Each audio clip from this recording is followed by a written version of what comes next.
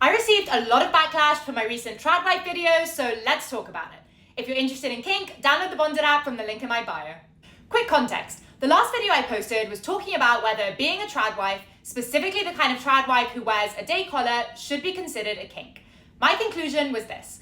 Although it probably comes from the same part in the brain as a submission kink would, if neither the husband nor the wife associate it with bedroom activities, they don't label it a kink, and for them it is 100% non-sexual, then it should not technically be labeled a kink. A lot of people disagreed with that take and said that kink does not have to involve bedroom activity.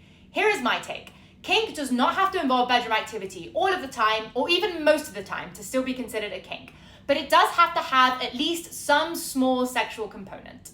Now, that could involve absolutely no physical bedroom activity together, and it could purely be about getting turned on or watching somebody else get turned on.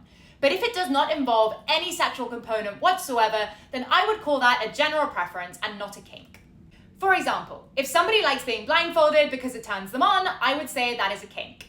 But if somebody likes being blindfolded because it helps them meditate more effectively and there is zero sexual component, I would not call that action a kink. That being said, whether I personally call it a kink or not doesn't change how valid that is as a preference. My line always has been and always will be that as long as it's between two enthusiastically consenting adults and it is legal and ethical, then carry on.